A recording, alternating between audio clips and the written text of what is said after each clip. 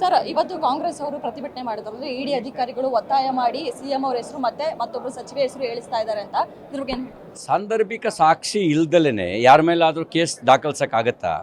ಇಡಿ ಸುಮ್ಮನೆ ಒತ್ತಾಯದಲ್ಲಿ ಹೇಳ್ಸೋಕ್ಕಾಗತ್ತಾ? Who is Kallesh, what is his history?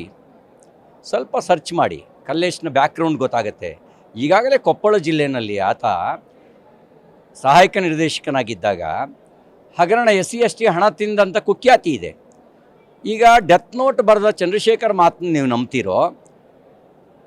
ಈ ಹಣ ತಿಂದು ಕುಖ್ಯಾತಿಗೊಳಗಾಗಿರುವಂಥ ಕ್ರಿಮಿನಲ್ಗಳ ಮಾತು ನಂಬ್ತೀರೋ? ಇದು ವಿಷಯಾಂತರ ಮಾಡೋದಕ್ಕೋಸ್ಕರ ಕಾಂಗ್ರೆಸ್ ಪಾರ್ಟಿ ಮಾಡಿರುವಂಥ ಒಂದು ಟೂಲ್ ಕಿಟ್ ರಾಜಕಾರಣ. ಇದು ಜನರ ಮನಸ್ಸಿನಲ್ಲಿ ಈಗೇನಿದೆ, SC/ST ಹಣ ನುಂಗಿದ್ದಾರೆ, ಕಾಂಗ್ರೆಸ್ ಪಾರ್ಟಿ ಪರಿಶಿಷ್ಟ ಪಂಗಡ ಮತ್ತು ಪರಿಶಿಷ್ಟ ಜಾತಿಯ ಸಮುದಾಯಕ್ಕೆ ಅನ್ಯಾಯ ಮಾಡಿದೆ, ಇದು ಜನರ ತಲೆಯಲ್ಲಿ ಕೂತಿದೆ. ಅದನ್ನ ಏನಾರು ಮಾಡಿ ವಿಷಯಾಂತರ ಮಾಡಬೇಕು. ವಿಷಯಾಂತರ ಮಾಡೋದಕ್ಕೆ ಹರಸಾಹಸ ಪಡ್ತಿದ್ದಾರೆ.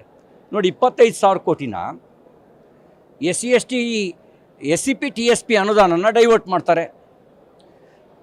187 ಕೋಟಿ ಮಹರ್ಷಿ ವಾಲ್ಮೀಕಿ ಅಭಿವೃದ್ಧಿ ನಿಗಮದಲ್ಲಿ ನಕಲಿ ಖಾತೆಗಳಿಗೆ ಹಣ ಟ್ರಾನ್ಸ್ಫರ್ ಮಾಡ್ತಾರೆ.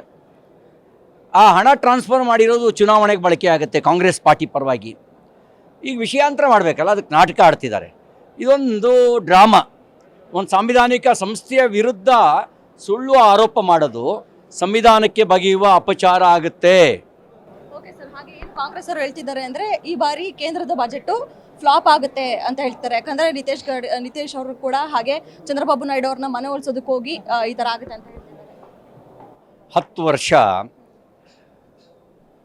ಭ್ರಷ್ಟಾಚಾರಕ್ಕೆ ಆಸ್ಪದ ಇಲ್ಲದ, ಕಳಂಕವಿಲ್ಲದ, ಅಭಿವೃದ್ಧಿ ಪರವಾಗಿರುವಂಥ ಆಡಳಿತವನ್ನು ನರೇಂದ್ರ ಮೋದಿಜಿಯವರ ನೇತೃತ್ವ ಕೊಟ್ಟಿದೆ. ಮುಂದಿನ 5 ವರ್ಷವೂ ಕೂಡ ಉತ್ತಮವಾಗಿರುವಂಥ ಆಡಳಿತ ಬರುತ್ತೆ. ಒಳ್ಳೆಯ ಆಡಳಿತದ ಮೂಲಕನೇ ದೇಶವನ್ನು ನೋಡಿ. ಈ ಕಾಂಗ್ರೆಸ್ನವರಿದ್ದಾಗ 11ನೇ ಆರ್ಥಿಕ ಶಕ್ತಿಯಾಗಿತ್ತು ಭಾರತ. ಎಷ್ಟನೇದು? 11ನೇ ಆರ್ಥಿಕ ಶಕ್ತಿ. ಮೋದಿ ನೇತೃತ್ವದಲ್ಲಿ 5ನೇ ಆರ್ಥಿಕ ಶಕ್ತಿಯಾಗಿದೆ. ಇನ್ನು ಒಂದೇ ವರ್ಷಕ್ಕೆ 3ನೇ ಆರ್ಥಿಕ ಶಕ್ತಿಯಾಗತ್ತೆ. ಅದು ಭಾರತ ಬೆಳೀತಿರುವಂಥ ಒಂದು ತಾಕತ್ತು. ಜಗತ್ತಿನಲ್ಲಿ ಎಲ್ಲೂ ಹೋದ್ರೂ ಭಾರತೀಯರಿಗೆ ಮತ್ತು ಭಾರತಕ್ಕೆ ಒಂದು ವಿಶೇಷವಾದ ಗೌರವ ಮೋದಿಜಿಯವರ ನೇತೃತ್ವದಿಂದ ಪ್ರಾಪ್ತವಾಗಿದೆ.